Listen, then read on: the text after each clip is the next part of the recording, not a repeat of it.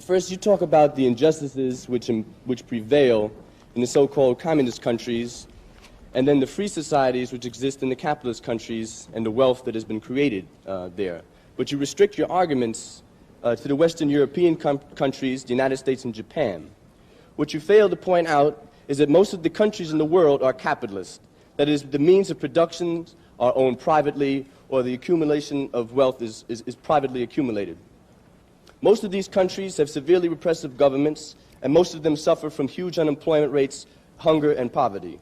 If we look at India as compared to China, which has twice as many people, and under its system, the Chinese system, has been able to achieve things for the masses of people which India could not even consider. The same thing goes... Would you come to your question, please? How bad? Just two more points, because excuse me, I'd like a little bit of free speech myself. That's okay.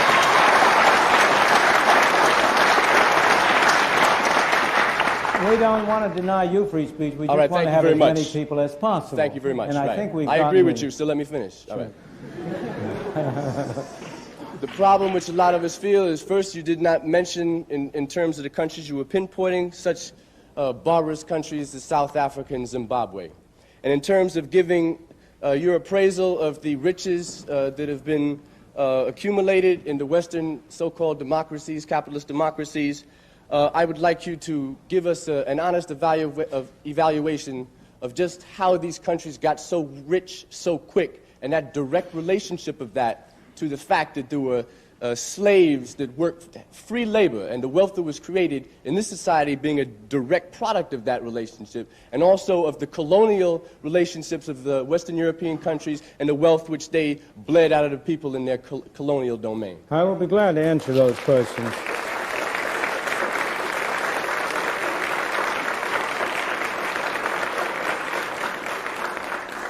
First of all, there's a sense in which every country in the world is capitalist. Soviet Union is capitalist. Every country in the world has large capital under control. And the real question is, of course, the organization whereby the capital is controlled. In the Soviet Union, it is controlled by the state or by officials of the state. In the second place, I have been talking for an hour. I would like to talk to you for 10 hours. In a full discussion, I would certainly agree with you that capitalism is not a sufficient condition for freedom. It's a necessary condition for freedom. I never said that wherever you had capitalism, you had freedom.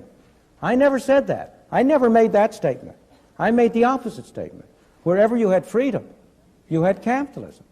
Capitalism is a necessary condition for freedom, but not a sufficient condition for freedom. In addition, you need relatively broad access to capital and a relatively free market. Again, relatively. You need competition.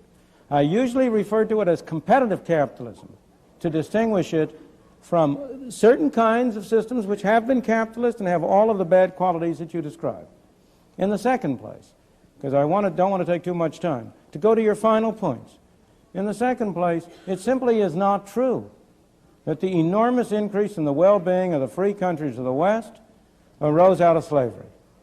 Slavery was a blot on our scutcheon, there is no question.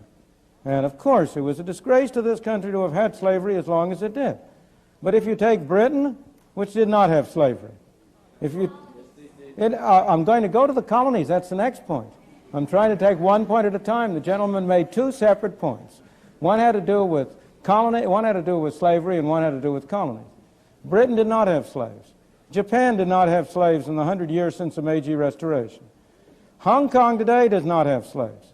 And you ask yourself, if you want to know how people feel, ordinary people feel about different systems, you ask how they vote with their feet. And you ask whether it's Hong Kong that has to put up police to keep people from Hong Kong going into China, or it's China that has to put up police to keep people from China going into Hong Kong. So look at the way people vote with their feet before you judge which society gives them better conditions. But in any event,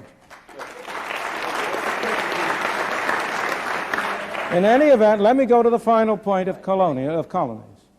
In the first place, it's not true that the wealth or the benefits of the West derive from exploiting the colonies. The facts are against you. The reason why you say that is because it is so hard for people to get out of the notion that life is a zero-sum game. They think if one man benefits, another must lose. But in a free market, both people can benefit. Now, if you take the case of Africa, the wheel had not been invented in parts of Africa by the end of the 19th century. The number of people in Africa and their average conditions of life in Africa have grown enormously as a result of their contacts with the West. Well, I would say you don't know your facts, sir. In the case of India, which is a very famous case, if you look again at the facts, all of the studies have shown that it cost Britain more to maintain India. These are some famous studies by Jacob Viner, which went into the details of it in great detail. Colonialism has always cost the mother country more than it ever gotten any direct or indirect economic benefits. So far as India was concerned, the history of India is divided into three periods. The period of British rule in the 19th and early 20th century, when there was very real progress in the standard of life of the people of India. The period of the 20s and the 30s, when there was a great struggle against Britain and for independence, when there was essential stagnation in India and there was no growth. The period since the creation of independence in 1948, when you have had a highly centralized government, when unfortunately it was Harold Lasky and not Adam Smith, who was the most respected intellectual figure in India, when the Indian people have lost, not improved, when the average amount of food and so on has been going down, not up. The people of India have been worse off under independent, non-colonial government than they had been before. So, colonialism. Well, first of all, do you have colonialism today? You have the classic colonialism behind the Iron Curtain. You have Russia, which is a master country. I mean, not the Union of Socialist Soviet Republics, but Russia, which is a master country with a great colony around it within the Soviet Union, in Poland, in Czechoslovakia, in Hungary. That's the great example today of your classic kind of colonialism. The United States, with trivial exceptions, has never been a colonial country. It did have Philippines. It had Philippines for a while. Cuba was not a colony of the United States. In any event, you need a sense of proportion. In the period between the revolution in 1776 and 1898, the U.S. had no colonies. And yet the U.S., that was a period of the greatest growth and the greatest economic development of the United States.